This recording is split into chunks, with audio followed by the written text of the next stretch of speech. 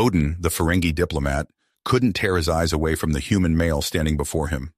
This was not part of the plan. Humans were supposed to be primitive carnivores, barely worthy of galactic trade. Yet here he was, inexplicably drawn to Isaac Ross, the lead negotiator for Earth. The welcome ceremony in Geneva's state-of-the-art diplomatic facility buzzed with tension. Earth's fledgling space program hung in the balance, dependent on securing rare minerals from Ferengi worlds to power their interstellar fleet. In return, the Ferengi coveted advanced human medical technology, a testament to humanity's rapid advancement since joining the galactic community. Odin's team of junior diplomats shifted uncomfortably, noticing their leader's unusual behavior. They had expected a swift negotiation, leveraging Earth's desperation to their advantage. Instead, Odin found himself struggling to maintain composure as Isaac pushed for aggressive terms favoring his planet. The human's commanding presence filled the room, his voice resonating with confidence as he outlined Earth's position. Odin's attraction warred with his deep-seated prejudices, each word from Isaac's lips simultaneously repulsing and enticing him. As the first day of negotiations concluded, Odin made a decision that would alter the course of the talks. He requested a private meeting with Isaac, ostensibly to discuss terms. In truth, he hoped to understand the confusing attraction that threatened to undermine everything he thought he knew about humans. Isaac agreed, unaware of the turmoil he had sparked in the Ferengi diplomat. He saw the meeting as an opportunity to gain an advantage, to secure the resources Earth so desperately needed. The fate of humanity's space program, and their vulnerability to hostile alien powers, weighed heavily on his shoulders. Beyond the walls of the Geneva facility, greater forces watched with bated breath. Earth's government anxiously monitored the proceedings, knowing that failure could result in the collapse of their interstellar ambitions. Across the galaxy, the Ferengi Grand Nagus observed with keen interest, having instructed Odin to secure the medical technology at any cost. As Odin prepared for the private meeting, he grappled with his species' strict cultural taboos against interspecies relationships. The thought of being attracted to a human, a meat-eater no less, sent shivers of revulsion and excitement down his spine. He had always viewed humans as barbaric, their dietary habits a sign of their primitive nature. Now, faced with Isaac's undeniable allure, those beliefs crumbled. The stage was set for a tense one-on-one encounter that would challenge both diplomats' preconceptions and potentially reshape the balance of power in the galaxy. As Odin stepped into the private meeting room, he knew that more than trade agreements hung in the balance. His own understanding of the universe and his place in it was about to be irrevocably changed by this enigmatic human male. Odin's heart raced as he entered the private meeting room, his large Ferengi ears twitching with nervous anticipation. Isaac followed close behind, his confident stride a stark contrast to Odin's hesitant movements. The door closed with a soft hiss, sealing them in the sleek, minimalist space designed for high-level negotiations. "Shall we begin?" Isaac asked, settling into one of the ergonomic chairs surrounding the polished obsidian table. Odin nodded, struggling to maintain his composure as he took the seat across from Isaac. The human's presence seemed to fill the room, making it difficult for Odin to focus on the task at hand. He cleared his throat, attempting to steer the conversation towards trade matters. "Yes, let's discuss the terms of mineral exchange," Odin began, his voice slightly strained. "The Ferengi Alliance is prepared to offer—" A sudden darkness engulfed the room, cutting off Odin's words. The lights flickered once, twice, then died completely, plunging them into pitch blackness. Odin's eyes, naturally adapted to low-light conditions, adjusted quickly. He could see Isaac's silhouette, tense and alert, while the human remained effectively blind. "What happened?" Isaac's voice cut through the darkness, a mix of confusion and concern evident in his tone. Odin rose from his chair, moving cautiously around the table. "It appears to be a power failure. The backup generators should activate momentarily." Seconds ticked by, but the emergency lights remained dark. Isaac stood, his hand outstretched as he tried to navigate the unfamiliar space. Something's wrong. The backup should have kicked in by now. As Isaac took a tentative step forward, his foot caught on the leg of a chair. He stumbled, arms flailing in the darkness. Without thinking, Odin reached out to steady him. Their bodies collided, Odin's hands grasping Isaac's arms to keep him upright. The contact sent a jolt through Odin's system. He could feel the warmth of Isaac's skin through the thin fabric of his suit, the solid muscles beneath his fingers. For a moment, all his preconceptions about humans melted away, replaced by a visceral awareness of Isaac as an individual, complex, intriguing, and undeniably attractive. Odin quickly released his grip, stepping back as if burned. "Are you all right?" he asked, his voice barely above a whisper. "Yes, thank you," Isaac replied, a note of surprise in his voice. "I can't see a thing in here. How are you navigating so easily?" "Ferengi eyes are adapted to darkness," Odin explained, grateful for the chance to discuss something neutral. "It's an evolutionary trait from our homeworld's dense jungles." Isaac nodded, then seemed to realize the gesture was pointless in the dark. "Fascinating. I don't suppose those eyes of yours can find us a way out of here?" Odin scanned the room, noting the sealed door and lack of windows. "I'm afraid not. The door appears to be electronically locked. Without power, we're trapped." "Great," Isaac sighed, running a hand through his hair. "Any ideas?" "We could try to find a manual override for the door," Odin suggested, moving towards the sealed entrance. "There might be a hidden panel or emergency release mechanism." Isaac followed the sound of Odin's voice, his hands outstretched to avoid collisions. "Lead the way. I'll be right behind you." As they began their search, fumbling along the walls for any sign of an escape route, conversation flowed more naturally between them. The darkness seemed to strip away their formal personas, allowing for a more genuine interaction. "So Isaac," Odin began, his fingers tracing the smooth wall, "what drove you to become a diplomat? It's not an easy path, especially when dealing with interspecies negotiations." Isaac's voice came from nearby, tinged with a mix of pride and melancholy. "I started in the space program, actually. My husband and I were both training for the first manned mission to Mars." Odin's hand paused in its exploration. Husband? The concept of same-sex human partnerships was new to him, challenging his preconceptions once again. "Yes," Isaac confirmed, a note of sadness creeping into his voice. "David. We lost him in a training accident 3 years ago. After that, I couldn't bring myself to continue with the program. Diplomacy seemed like a way to still contribute to humanity's future in space without the memories." The raw emotion in Isaac's voice struck a chord with Odin. He found himself sharing more than he had intended. "I understand the pressure of expectations. The Grand Nagus himself assigned me to this mission. The future of Ferengi trade relations rests on my success here." Isaac's hand brushed against Odin's in the darkness, a gesture of unexpected solidarity. "That's a heavy burden to bear alone." As the hours passed, their search for an exit proved fruitless. The conversation drifted from personal histories to cultural exchanges, each revelation bringing them closer together. Odin found himself fascinated by Isaac's stories of Earth, his previous revulsion towards human culture fading with each new piece of information. The growling of Isaac's stomach broke through a moment of companionable silence. "Sorry," he chuckled, embarrassment evident in his voice. "I didn't realize how long we've been in here." Odin's own hunger made itself known, reminding him of the vast differences in their physiologies. "It's understandable. Do humans require frequent nourishment?" "More frequent than we're getting right now," Isaac replied, the rustle of fabric indicating he was searching his pockets. "Ah, here we go. I've got an energy bar. It's not much, but it's better than nothing. Would you like to share?" Odin hesitated, his ingrained disgust at human food warring with his growing hunger and trust in Isaac.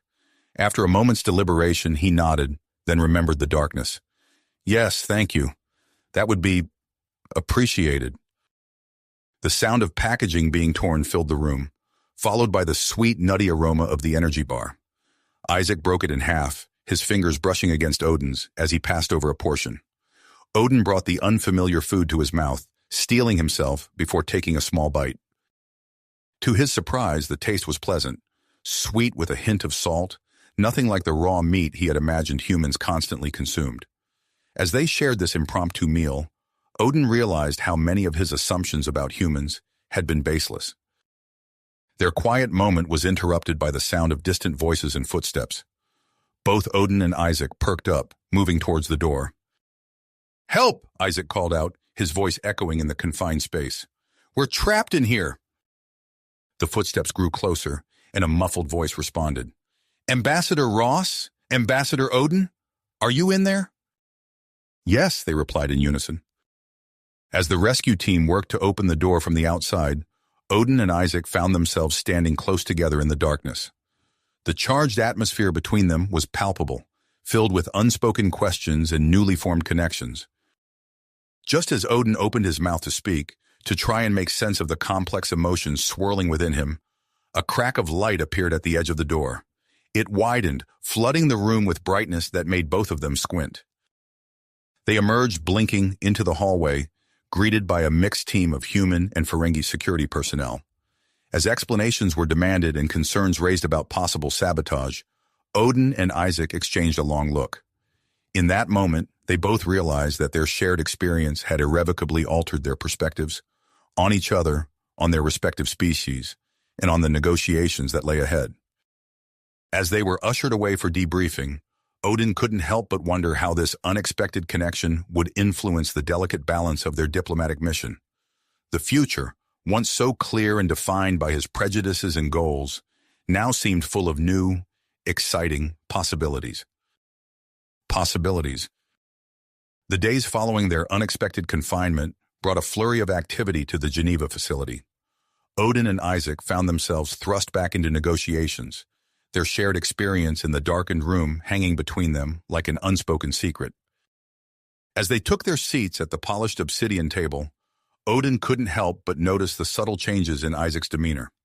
The human's sharp gaze held a new warmth when it met his own, and his arguments seemed tempered by a deeper understanding of Ferengi perspectives. Odin, for his part, struggled to maintain his previously hardline stance. Each time he opened his mouth to make a demand, he found himself softening his words, recalling Isaac's vulnerability in the darkness. The Ferengi Alliance proposes a 60-40 split on mineral rights, Odin stated, his voice lacking its usual aggressive edge. Across the table, a junior human diplomat leaned towards Isaac, whispering urgently. Isaac nodded, then addressed the room. "We appreciate the Ferengi's offer. In the spirit of cooperation, Earth is willing to consider a 55-45 split, provided we receive priority on certain rare Earth elements." Murmurs rippled through both delegations. Odin's aide, Quark, tugged at his sleeve. "Ambassador, this is unprecedented. We should press for more favorable terms." Odin waved him off, his eyes fixed on Isaac. "Your proposal has merit. Let's discuss the specifics of these priority elements." As the negotiations progressed, the atmosphere in the room grew charged with an undercurrent of suspicion. Odin caught several of his Ferengi colleagues exchanging concerned glances, while the human delegation seemed equally perplexed by Isaac's newly conciliatory approach. On the third day of renewed talks, a newcomer entered the fray. Marcus Ward, a silver-haired human with piercing blue eyes, strode into the room flanked by a phalanx of aides. "Gentlemen," he announced, his voice carrying the weight of authority, "I'm Marcus Ward, senior diplomat from Earth's central government. I'll be overseeing these negotiations moving forward." Odin watched as Isaac's posture stiffened slightly at Ward's arrival. The human ambassador's eyes darted briefly to Odin, a flicker of something, concern, regret, passing over his features before he schooled his expression into diplomatic neutrality. As the days wore on, Odin found it increasingly difficult to focus on the negotiations. His thoughts kept drifting to Isaac, the warmth of his skin, the timbre of his voice in the darkness. He caught himself staring at the human's hands as they gestured emphatically during debates, imagining how they might feel intertwined with his own. These distractions did not go unnoticed. During a recess, Quark cornered Odin in a secluded corridor.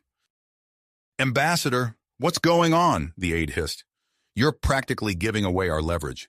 The Grand Nagus will have our lobes if we return with such unfavorable terms." Odin bristled, his ears flattening against his head. "I'm pursuing a long-term strategy, Quark. Sometimes, to gain profit, one must first show a willingness to compromise." Quark's eyes narrowed, unconvinced, but he retreated with a reluctant nod. As the negotiations reached their second week, a new development arose.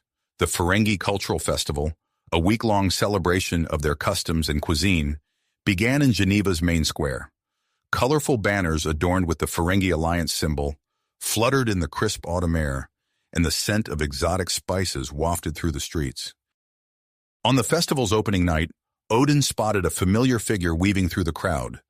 Isaac, dressed in casual Earth attire, was sampling Ferengi delicacies with evident curiosity. Odin watched, transfixed, as the human bit into a tube grub, his expression shifting from trepidation to surprised enjoyment. Unable to resist, Odin approached. "Enjoying our cuisine, Ambassador Ross?" Isaac turned, a smile lighting up his face. "Odin, I didn't expect to see you here. And please call me Isaac." He gestured to the half-eaten tube grub. "This is surprisingly good.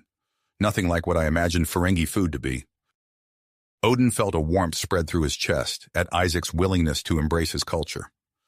"I'm glad you're keeping an open mind. Perhaps you'd like to try some seafood. Our marinated slug is quite renowned." As they made their way through the festival, sampling dishes and discussing Ferengi traditions, Odin found himself relaxing in a way he never had around a human before.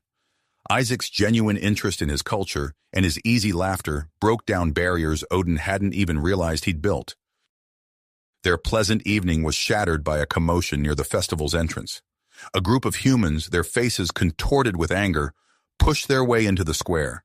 They carried signs denouncing the Ferengi as space leeches and galactic loan sharks.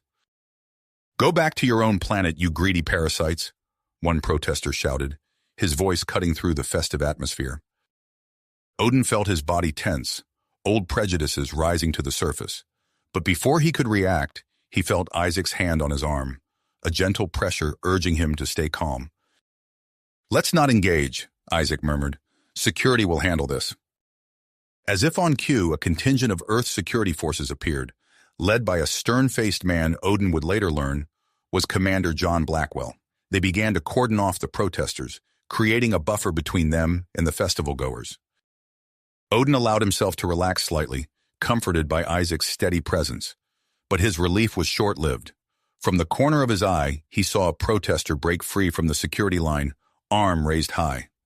The man lobbed something through the air, a Ferengi delicacy, Odin realized with horror, aimed directly at his head. Time seemed to slow. Odin braced for impact, but it never came. Instead, he felt himself being shoved aside, a warm body interposing itself between him and the projectile. Isaac grunted as the food item struck his shoulder, splattering across his shirt. For a moment, the square fell silent. Then chaos erupted. Cameras flashed, reporters shouted questions, and security swarmed around them. Commander Blackwell appeared at their side, his face a mask of professional concern. "Ambassadors, we need to get you to safety," Blackwell barked, ushering them towards a waiting vehicle. As they were whisked away from the scene, Odin found himself pressed close to Isaac in the back seat of the transport. The human's scent, a mix of earth cologne and Ferengi spices, filled his nostrils, making his head spin. "Are you all right?" Odin asked, his voice barely above a whisper. Isaac nodded, a wry smile tugging at his lips. "Nothing damaged but my shirt, and perhaps my dignity, though I suspect the media will have a field day with this." Odin's heart raced as the implications of Isaac's actions sank in. The human had put himself in harm's way to protect him, a gesture that went against everything Odin had believed about human nature. As they rode in tense silence, Odin's communicator chirped. The secure channel indicator flashed, signaling a call from his superiors. With a sinking feeling, Odin realized that the fallout from this incident was only beginning. The transport sped through Geneva's streets, carrying them away from the festival and towards an uncertain future. Odin glanced at Isaac, noting the determined set of his jaw and the way his hand still rested protectively near Odin's arm. In that moment, despite the chaos swirling around them, Odin felt a spark of hope. Whatever challenges lay ahead, he was no longer facing them alone. As the transport pulled up to the Geneva facility, Odin made a decision that would alter the course of their relationship and the negotiations. "Isaac," he said, his voice low and urgent, "I'd like to speak with you privately. Away from all this. He gestured vaguely at the imposing building before them. Perhaps we could discuss the joint expedition plans over dinner? Isaac's eyes widened slightly, but he nodded. I know just the place. There's a restaurant nearby that specializes in fusion cuisine, a blend of human and alien dishes. It's quiet, discreet. They agreed to meet later that evening after the day's negotiations concluded. As Odin watched Isaac disappear into the facility, he felt a mixture of anticipation and trepidation. This meeting could change everything. Hours later, Odin found himself seated across from Isaac in a secluded booth at the restaurant.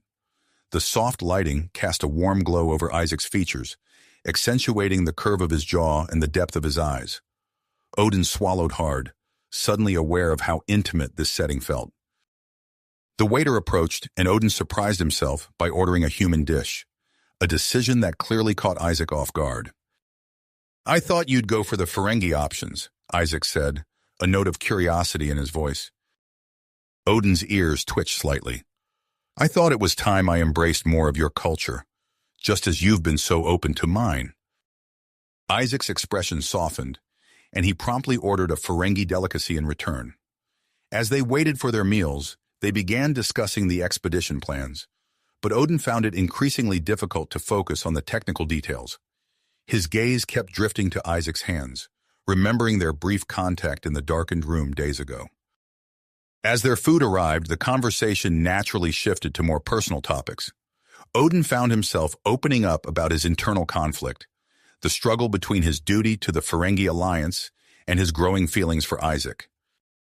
I've never felt this way about anyone before, let alone a human, Odin admitted, his voice barely above a whisper. It goes against everything I was taught, everything I believed about your species, but I can't deny these feelings anymore. Isaac leaned forward, his eyes intense. Odin, I feel the same way. Ever since we were trapped together, I've seen you in a completely different light. You're not just the Ferengi ambassador anymore. You're Odin. Their hands inched closer across the table, fingertips nearly touching. The air between them seemed to crackle with unspoken tension and possibility.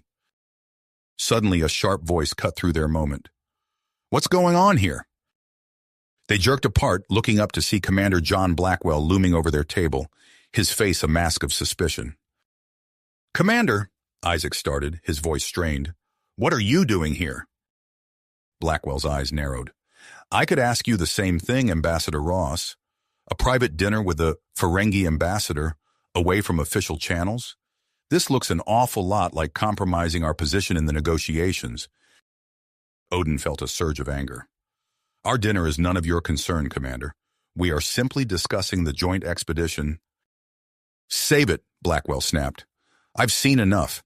You two are clearly involved on a personal level. Do you have any idea what this could do to the negotiations, to relations between our species? Isaac stood, his face flushed.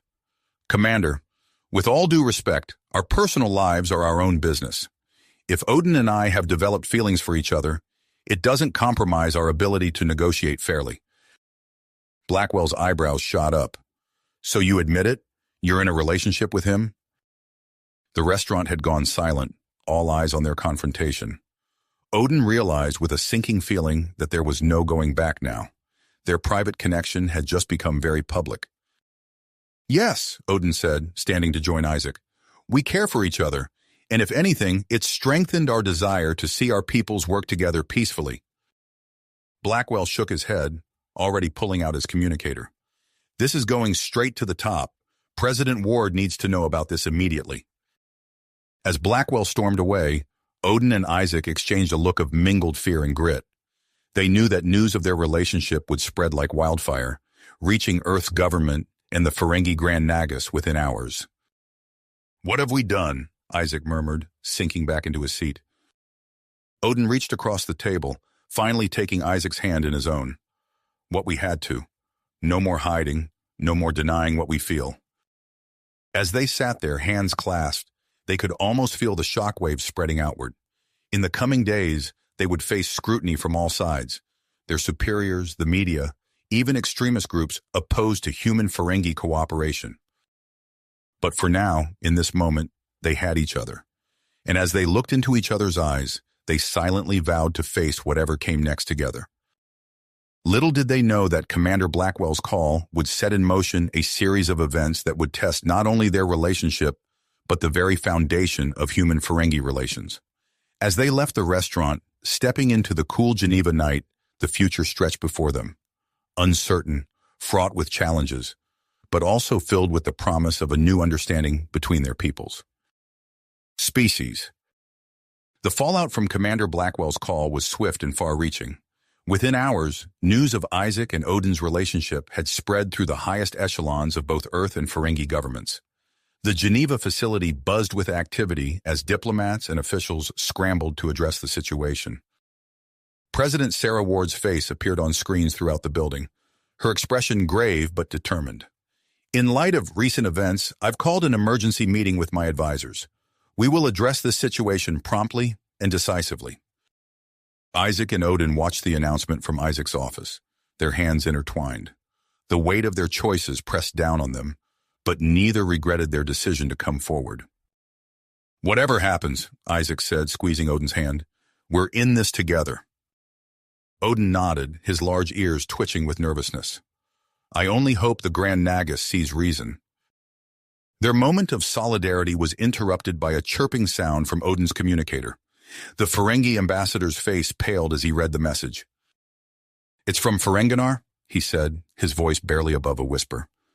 The Grand Nagus is recalling me for disciplinary action.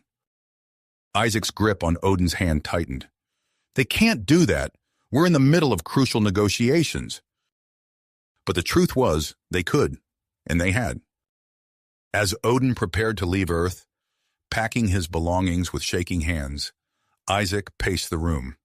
His mind raced, weighing options and consequences. Finally, he stopped, his decision made. I'm going with you, he announced. Odin turned, his eyes wide. What? Isaac, you can't... I can and I will. Isaac's voice was firm. I'm resigning as lead negotiator. I'll go to Ferenginar with you. We'll face this together. The news of Isaac's resignation and decision to accompany Odin to Ferenginar sent shockwaves through the diplomatic community. Earth and Ferengi officials alike were caught off guard, scrambling to adjust their strategies. As Isaac and Odin prepared to board the shuttle to Ferenginar, the Geneva facility was a hive of activity. Diplomats hurried through corridors, aides carried stacks of data pads, and security personnel maintained a watchful presence. Unknown to all, a group of human extremists had infiltrated the building. Under the cover of the chaos, they planted explosive devices in key locations, their faces set with relentless drive. Commander John Blackwell strode through the facility, his brow furrowed. Something felt off, but he couldn't put his finger on it. As he approached the shuttle bay, where Isaac and Odin were saying their goodbyes, his communicator buzzed urgently. Commander, a breathless voice came through. We've received intel. There's an imminent threat. The rest of the message was drowned out by a deafening explosion. The building shook, alarms blared, and smoke began to fill the corridors. Evacuate, Blackwell shouted, his training kicking in. Everyone out now! Chaos erupted as diplomats and staff rushed towards the exits. Isaac and Odin, mere steps from their shuttle, turned back. We have to help, Isaac said, coughing through the thickening smoke. Odin nodded, and together they plunged back into the building. They found a group of Andorian diplomats trapped behind a fallen beam. Working in tandem, Isaac and Odin managed to lift the beam just enough for the Andorians to crawl to safety. As they moved deeper into the facility, they encountered more trapped individuals. A Vulcan ambassador with a broken leg, a human aide overcome by smoke. Each time, Isaac and Odin worked together, their movements synchronized, their commitment unwavering. Unbeknownst to them, news drones had followed them into the building, capturing their heroic efforts. The footage streamed live across Earth and to worlds beyond, including Ferenginar. When they finally emerged from the smoldering building, supporting an injured Tellarite between them, they were met with a sea of flashing cameras and shouting reporters.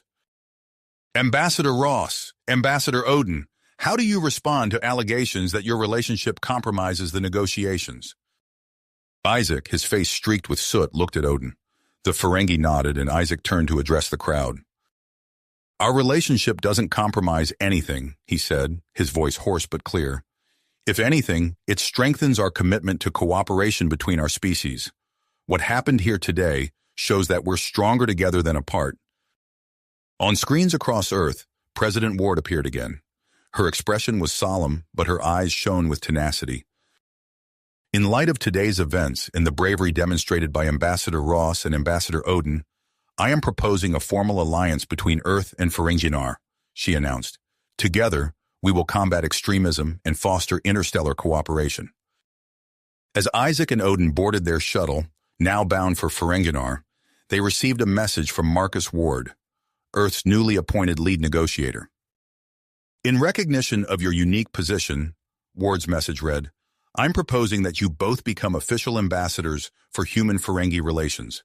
Your actions today have opened new possibilities for our people."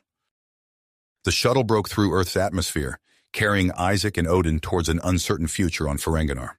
As the blue planet receded behind them, Odin turned to Isaac. "Are you ready for this?" he asked, gesturing towards the stars ahead. "No human has ever set foot on Ferenginar before." Isaac took Odin's hand, a smile playing at his lips despite his exhaustion. "As long as we're together, I'm ready for anything." The shuttle sped on towards Ferenginar, where the Grand Nagus awaited their arrival. The outcome of their meeting would shape not only their personal futures, but the course of interstellar relations for years to come. As they approached the Ferengi homeworld, Isaac and Odin steeled themselves for the challenges ahead. They had faced explosions and extremists. Now they would face the scrutiny of an entire alien culture. But as they looked at each other, they knew that whatever came next, they would face it side by side. As the shuttle entered Ferenginar's atmosphere, the planet's constant rain and gloomy skies greeted them through the viewports. Isaac squeezed Odin's hand, sensing his partner's growing tension. They landed at the capital's spaceport, a sprawling complex of domed buildings designed to keep out the relentless precipitation. A retinue of Ferengi officials, their large ears adorned with various piercings and jewelry, awaited them as they disembarked. "Ambassador Odin," the lead Ferengi said, his tone clipped, "the Grand Nagus demands your immediate presence." Isaac stepped forward, standing shoulder to shoulder with Odin. "I'm coming too." The official's eyes narrowed. "The Grand Nagus did not request your presence, human." "Where Odin goes, I go," Isaac stated firmly. After a tense moment, the official relented with a curt nod. They were escorted through winding corridors, passing by bazaars and trading floors, where Ferengi haggled over goods from across the quadrant. The Grand Nagus's chamber was a testament to Ferengi opulence. Gold-pressed latinum adorned the walls, and priceless artifacts from 100 worlds filled ornate display cases. At the center of it all sat Zek, the elderly Grand Nagus, on a throne that seemed to tower over everything else in the room. "So," Zek's gravelly voice cut through the air, "this is the human who has corrupted one of our finest diplomats." Odin stepped forward, his chin held high. "Grand Nagus, I assure you—" "Silence," Zek barked. "You've betrayed everything the Ferengi Alliance stands for, forming an emotional attachment to a human, no less. Where's the profit in that?" Isaac watched as Odin's shoulders slumped. He couldn't stand by and let this continue. "With all due respect, Grand Nagus," he interjected, "our relationship doesn't compromise our duties. If anything, it strengthens them." Zek's eyes snapped to Isaac, narrowing dangerously. "You dare speak to me, human?" "I do," Isaac replied, meeting the Nagus's gaze. "Because what Odin and I have discovered is that there's profit in understanding, in cooperation. Think of the new markets that could open up if our peoples work together." The Grand Nagus leaned forward, intrigued despite himself. "Go on." But before Isaac could continue, the chamber doors burst open. A group of Ferengi, led by a snarling male with unusually sharp teeth, stormed in. "Death to the human sympathizers!" the leader shouted, brandishing an energy weapon. Chaos erupted. Isaac's combat training kicked in as he tackled Odin to the ground, narrowly avoiding a blast of energy that scorched the wall behind them. He rolled to his feet, positioning himself between the attackers and the Grand Nagus. "Odin, the security panel!" Isaac shouted, gesturing to a control interface near the throne. Understanding flashed in Odin's eyes. He scrambled towards the panel, dodging energy blasts as he went. Isaac engaged the nearest attacker, using his superior strength to disarm him. Odin's fingers flew over the security panel. Suddenly, the room's lighting shifted, plunging specific areas into darkness while illuminating others. The attackers, momentarily disoriented, stumbled. "This way!" Odin called, revealing a hidden passage behind a tapestry. Isaac grabbed the arm of the stunned Grand Nagus, pulling him towards the escape route. As they reached the passage, Isaac felt a searing pain in his back. He'd been hit. "Isaac!" Odin cried, catching him as he stumbled. "I'm fine," Isaac gritted out, though the pain was intense. "Get the Nagus to safety." They hurried through the passage as the sounds of combat echoed behind them. Ferengi security forces had arrived, engaging the attackers. In a secure room deep within the complex, Isaac slumped against a wall, his breath coming in short gasps. Odin hovered over him, fear etched on his features. "You saved my life," the Grand Nagus said, his earlier hostility replaced by a mix of confusion and grudging respect. "It's what partners do," Isaac managed, reaching for Odin's hand. The Grand Nagus watched this exchange, his expression unreadable. Before he could speak, a communication panel on the wall chirped to life. "Grand Nagus," a voice reported, "the attackers have been subdued. Their leader has been identified as Brunt, a member of the Conservative Association." Zek's face darkened. "Brunt, I should have known." He turned to Isaac and Odin. "It seems I may have misjudged the situation. Your actions today have given me much to consider." As Isaac's wound was treated by Ferengi medical staff, news of the attack spread rapidly. Screens throughout the complex showed footage of Isaac and Odin's heroics, captured by security cameras. "Grand Nagus," an aide reported, rushing into the room. "We're receiving a transmission from Earth. It's President Ward." Zek nodded, and the room's main view screen flickered to life. President Sarah Ward's face appeared, her expression a mix of concern and willpower. "Grand Nagus Zek," she began, "I've just been informed of the attack. On behalf of Earth, I offer our full support in this difficult time. We stand ready to provide any assistance you may need." Zek stroked his chin thoughtfully. "President Ward, your offer is unexpected. Perhaps there is more to be gained from this alliance than I initially believed." As Isaac listened to the exchange, his mind raced with the implications. The attack, terrible as it was, had opened a door, but he knew the road ahead would be far from easy. Odin squeezed his hand, and Isaac met his partner's gaze. Whatever challenges lay ahead, they would face them together. The first step on their new journey was about to begin their new roles as official ambassadors for human-Ferengi relations. The Grand Nagus's chambers, once a scene of chaos, now buzzed with activity as aides rushed to prepare for the upcoming diplomatic tour. Isaac winced as he adjusted his formal attire, his back still tender from the energy blast. Odin noticed and gently helped him fasten the last clasp. "Are you sure you're up for this?" Odin asked, concern etching his features. Isaac nodded, purpose in his eyes. "We've come too far to back down now. This is our chance to make a real difference." As they made their way to the Grand Hall for the official announcement, a commotion near the entrance caught their attention. A human male with wild graying hair was arguing with the Ferengi security detail. "I must speak with the ambassadors immediately," the man insisted, his voice carrying a note of urgency. Intrigued, Isaac approached the group. "I'm Ambassador Ross. What's this about?" The man's eyes lit up with recognition. "Ambassador, I'm Dr. Elias Kaur, xenobiologist. I have a discovery that could change everything between our species." Before Dr. Kaur could elaborate, the Grand Nagus's aide ushered them into the hall. "The announcement is about to begin. You can discuss this later." The next hour passed in a blur of formal speeches and proclamations. Isaac and Odin stood side by side as the Grand Nagus officially appointed them as joint ambassadors, tasked with fostering cooperation between humans and Ferengi. As the ceremony concluded, Dr. Core practically ambushed them, his eyes wild with excitement. "Ambassadors, please. What I have to tell you is of utmost importance." Exchanging a glance, Isaac and Odin led the scientists to a quiet corner of the hall. Dr. Core barely waited for them to stop before launching into his explanation. "I've made a breakthrough," he said, his words tumbling out in a rush. "I've found a way to modify human DNA using Ferengi genetic material. The implications are staggering. Enhanced longevity, disease resistance."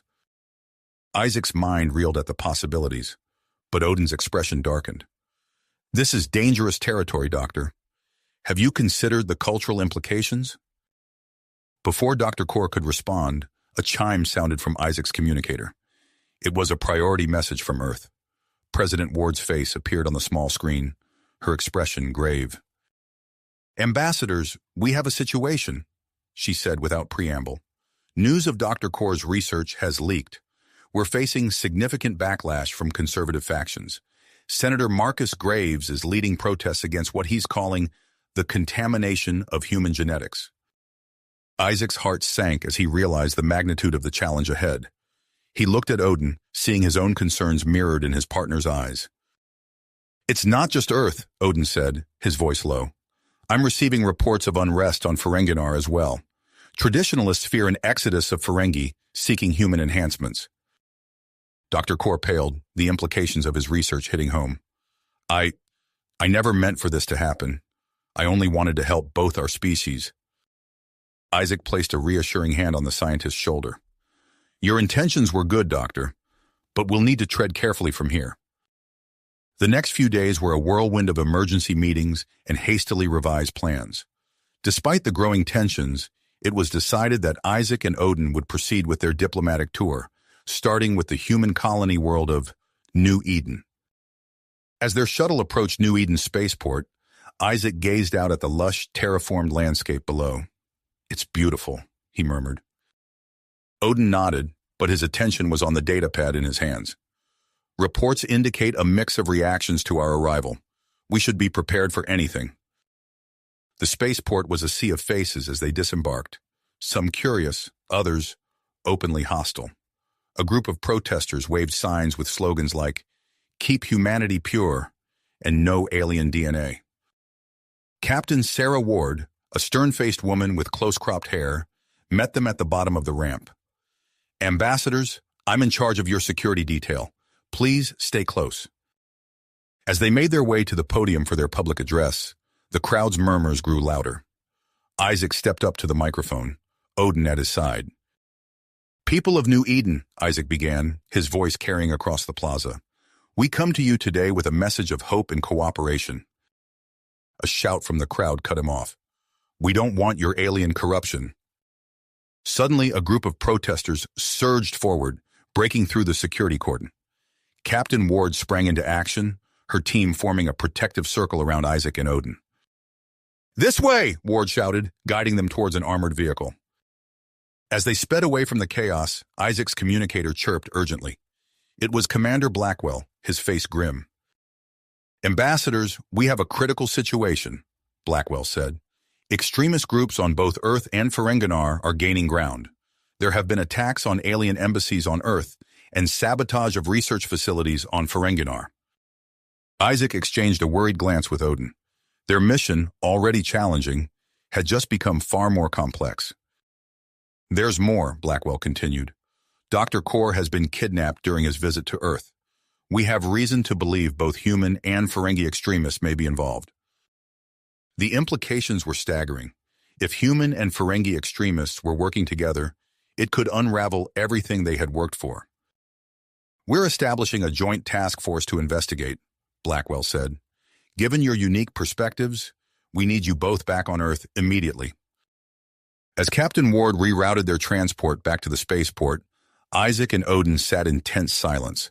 The weight of their responsibility pressed down on them, heavier than ever before. "Whatever happens," Odin said softly, taking Isaac's hand, "we face it together." Isaac nodded, squeezing Odin's hand in return. As their ship broke atmosphere, leaving New Eden behind, he knew they were heading into uncharted territory. The challenges ahead would test not only their diplomatic skills, but the very foundation of their relationship. The stars streaked past as they set course for Earth, unaware of the full scope of the crisis that awaited them. A crisis that would push the limits of interspecies cooperation and challenge the very notion of what it meant to be human, or Ferengi. Ferengi, or challenge the very notion of what it meant to be human. As their ship entered Earth's orbit, Isaac and Odin received an encrypted transmission from Commander Blackwell. His face appeared on the display, etched with concern. "Ambassadors, there's been a change of plans. We can't risk bringing you to Earth directly. I'm sending you coordinates for a rendezvous with a stealth ship. You'll be briefed on your new mission there." Isaac exchanged a glance with Odin, both sensing the gravity of the situation. Within hours, they had transferred to a sleek, dark vessel designed for covert operations. Commander Blackwell met them in person, his usual crisp uniform replaced by nondescript civilian attire. "We've located Dr. Core," Blackwell said without preamble. "He's being held in an asteroid base on the edge of the solar system. We believe it's a joint operation between human and Ferengi extremists." Odin's eyes widened. "A collaboration between our species' extremists? That's unprecedented." "And dangerous," Isaac added, his teeth clenched. Blackwell nodded grimly. "Your mission is to infiltrate the base, rescue Dr. Core, and secure any research data. We can't let this fall into the wrong hands." As they approached the asteroid belt, Isaac took the helm. The stealth ship's systems hummed quietly, its cloaking technology a blend of human ingenuity and Ferengi innovation. Suddenly, proximity alarms blared. "Minefield!" Odin shouted, his fingers flying over the sensor array. "Cloaked! I'm detecting Ferengi energy signatures." Isaac's hands tightened on the controls. "Can you get me a safe path?" Odin's brow furrowed in concentration. "Combining our sensors with Ferengi detection algorithms? There, I'm feeding you a route, but it's tight." The ship lurched as Isaac began to weave through the invisible maze of mines. Sweat beaded on his forehead as he relied on Odin's guidance and his own instincts. A mine detonated off their port bow, rocking the ship. "Too close," Isaac muttered, adjusting their course. After several tense minutes, they emerged on the other side of the minefield. The asteroid base loomed before them, a patchwork of human and Ferengi architecture melded into the rocky surface. "Their security systems are like nothing I've seen," Odin said, studying the readouts. "It's a hybrid of our technologies." Isaac nodded. "Then we'll need to be hybrids ourselves. Your knowledge of Ferengi systems, my human tactical training. Together, we might just pull this off." They docked in a blind spot, using the asteroid's natural formations for cover. As they prepared to disembark, Isaac caught Odin's arm. "Whatever happens in there..." Odin placed a hand over Isaac's. "I know. Together." The team split up upon entering the base. Isaac and Odin moved swiftly through the corridors, their complementary skills allowing them to bypass security measures with uncanny efficiency. As they approached the central control room, they encountered their first pocket of resistance. A mixed group of human and Ferengi extremists opened fire. Isaac rolled, coming up with his phaser drawn. He took out two opponents while Odin used a Ferengi energy whip to disarm another. Back to back, they moved in perfect synchronization, each covering the other's blind spots. "Like dancing," Odin quipped as they caught their breath after the skirmish. Isaac allowed himself a small smile.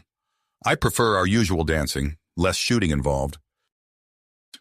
They reached the central control room, finding it surprisingly unguarded. Inside, they discovered Dr. Core, his usually wild hair matted and his eyes wide with fear and exhaustion. "Ambassadors," he croaked, "you shouldn't have come. It's a trap." Before they could react, a force field sprang to life around them. From the shadows emerged a familiar face, Brunt, the ambitious Ferengi politician they had encountered before. "Welcome, ambassadors," Brunt sneered. "So good of you to join us. I believe you're just in time to witness history." Brunt gestured to a nearby console, where vials of a sickly green substance sat in a stasis field.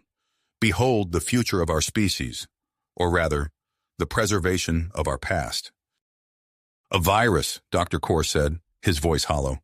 "They've perverted my research to create a bioweapon that targets the genetic markers."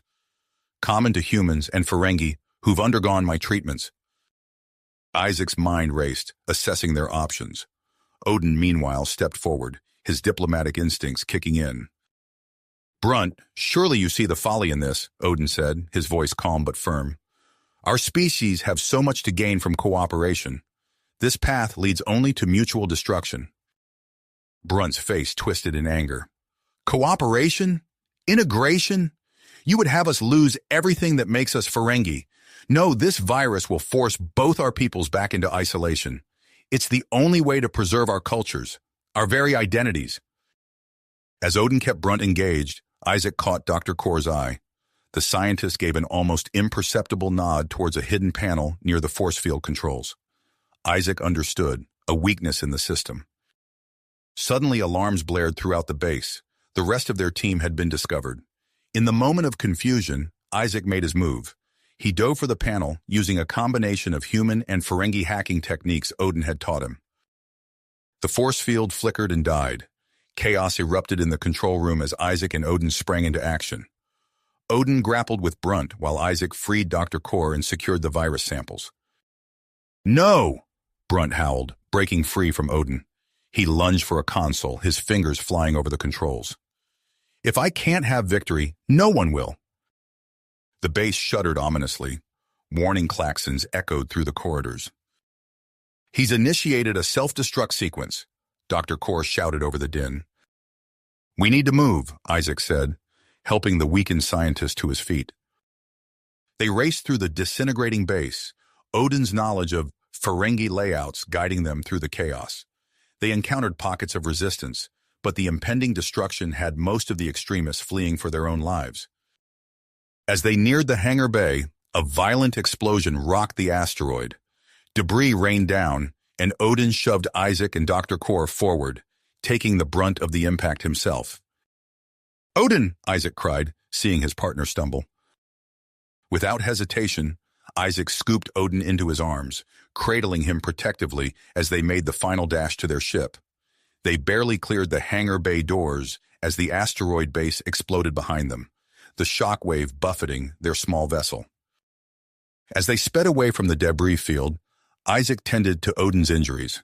The Ferengi winced but managed a weak smile. I suppose we're even now, yes?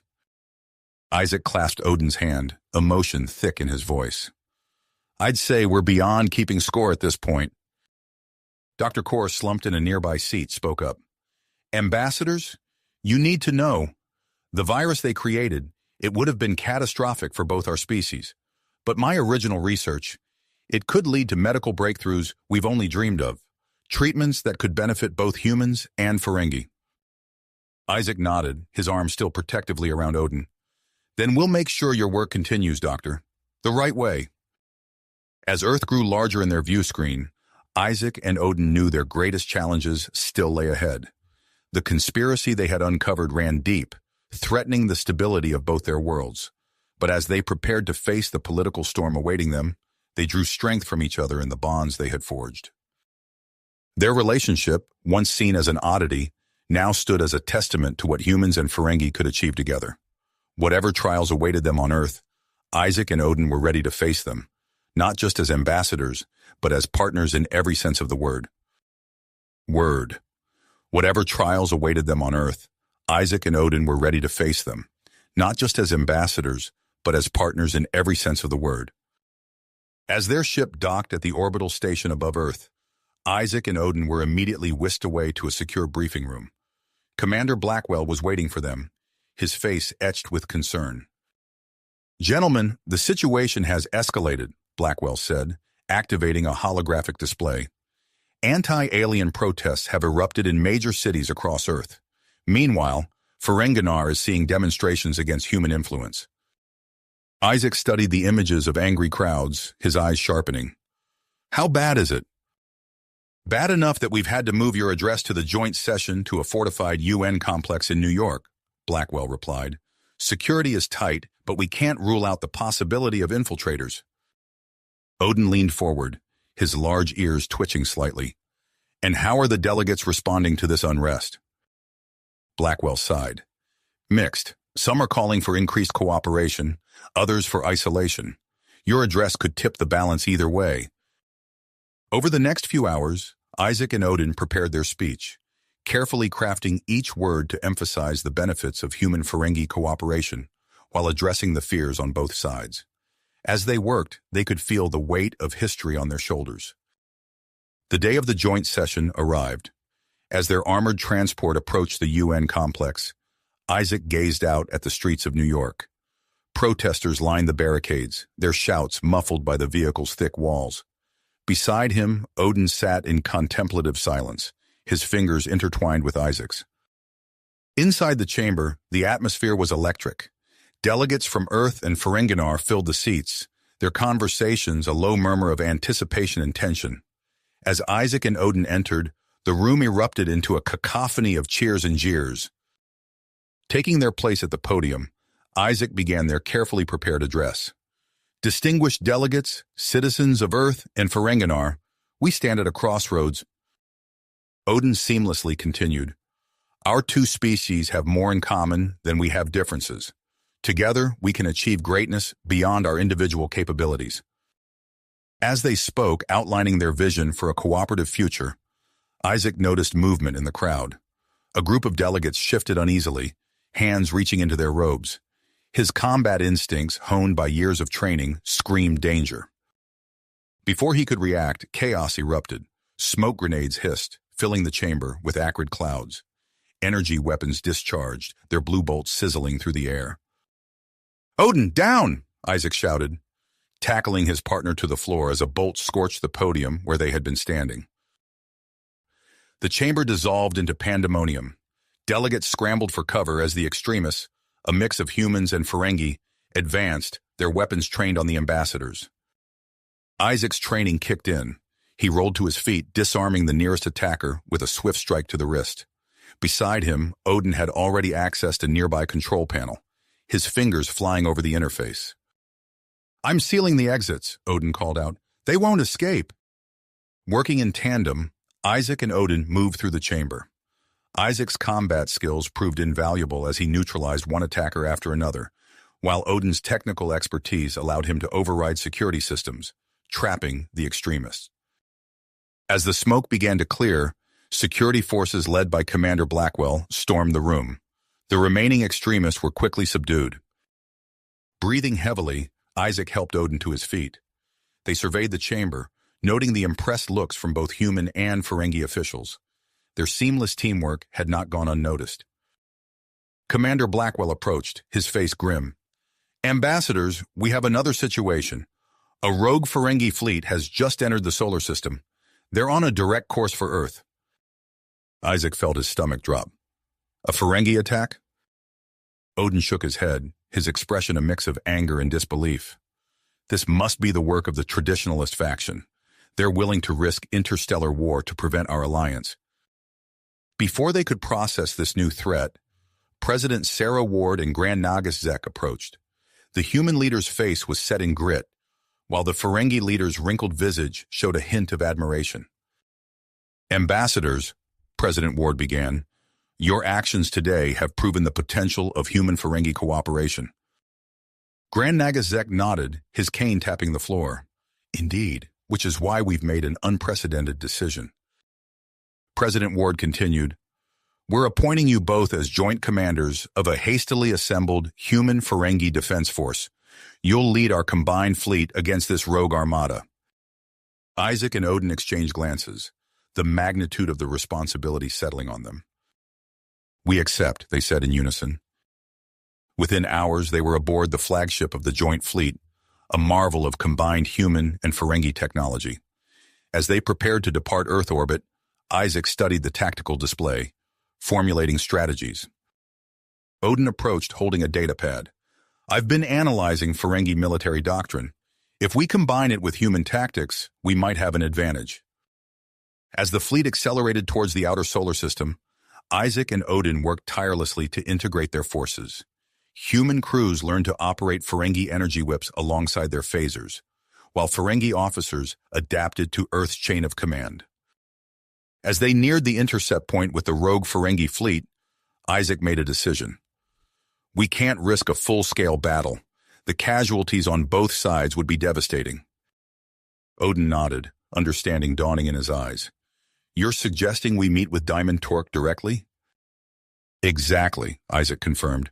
It's risky, but it might be our best chance to prevent a war. As they boarded a small shuttle to approach the Ferengi flagship, Isaac felt the weight of two worlds on his shoulders. He glanced at Odin, drawing strength from his partner's presence. The shuttle bay of Diamond Torque's ship loomed before them, a maw of gleaming metal opening to receive them. As they touched down, Isaac took a deep breath, preparing for the most crucial negotiation of his life. Ready? He asked Odin. The Ferengi ambassador's hand found his, squeezing gently. Together, Odin replied. The shuttle's hatch hissed open, revealing a contingent of armed Ferengi guards. At their center stood Diamond Torque, his face a mask of disdain and curiosity. Isaac and Odin stepped forward, united in purpose. The fate of human-Ferengi relations, and perhaps the entire galaxy, now rested on their ability to bridge the gap between their two species. As the shuttle's hatch opened, Isaac and Odin stepped forward, presenting a united front against the backdrop of armed Ferengi guards. At their center stood Diamond Torque, his scarred lobes and battle-hardened expression, a testament to years of conflict.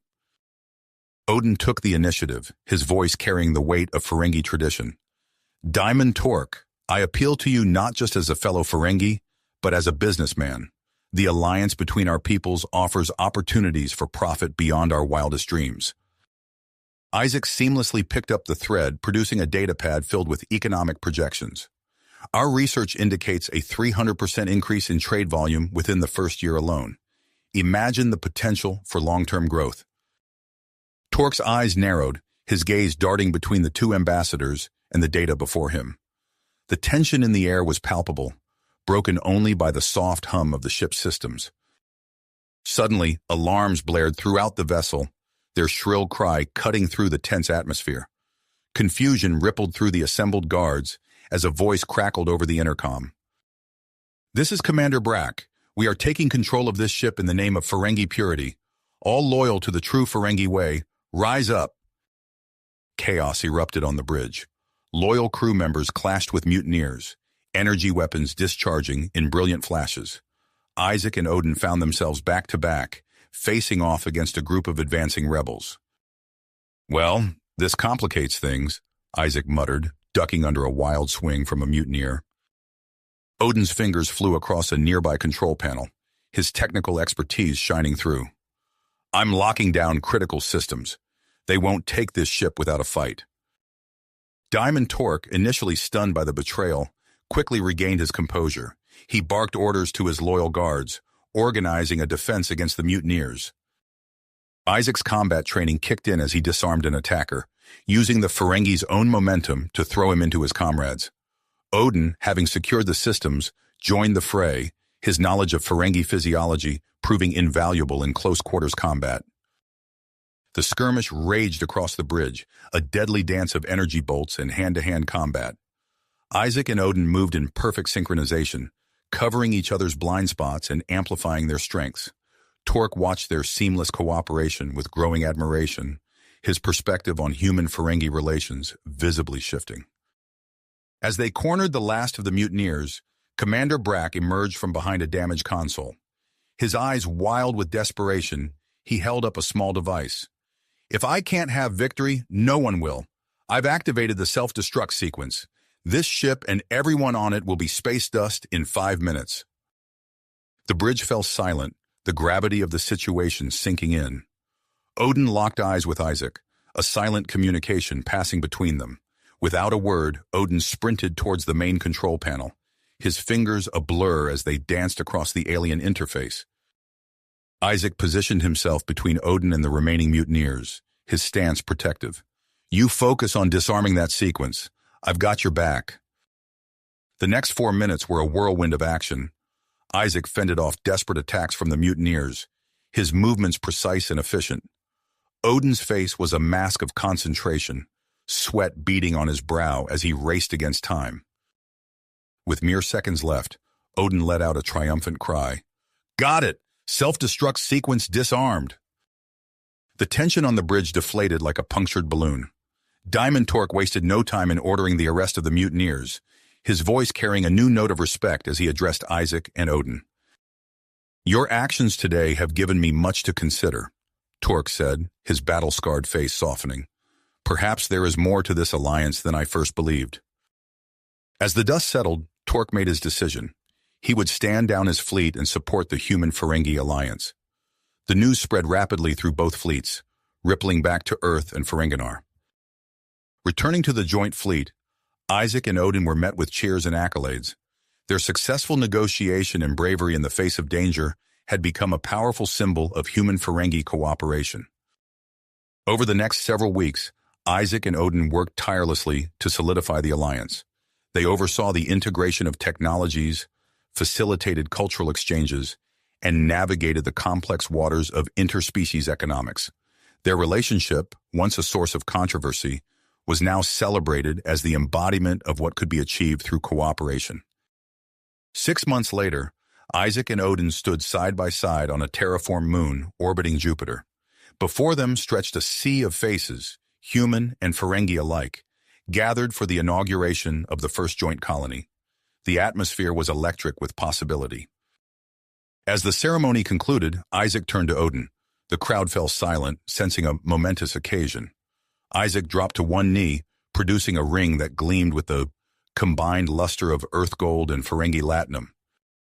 "Odin," Isaac began, his voice carrying across the hushed gathering, "will you marry me?"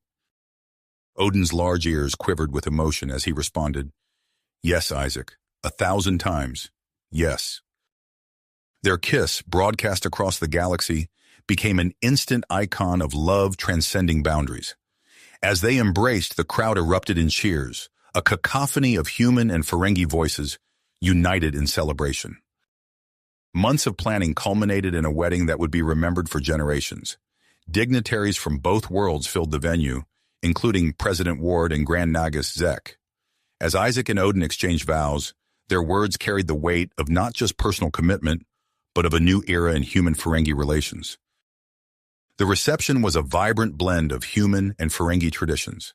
Champagne flowed alongside Sluggo Cola, and the dance floor saw an eclectic mix of Earth's ballroom dancing and Ferenginar's traditional lobe-rubbing rituals. As the celebration wound down, Isaac and Odin found a quiet moment alone. They stood on a balcony overlooking the terraformed landscape, the giant form of Jupiter dominating the sky. "So," Odin said, his fingers intertwined with Isaac's, "are you ready for our next adventure?" Isaac smiled, gazing out at the star-studded expanse before them. "With you? Always." Their honeymoon awaited on a distant, beautiful world, but both knew that their greatest journey was just beginning. As ambassadors, as partners, and now as husbands, they faced a future filled with endless possibilities, in a galaxy more united than ever before. You have reached the end of the story. If you enjoyed this story and want to support us, please leave a like and subscribe to our channel, and for every comment that says 88, I will heart every single one of them. Thank you for your time.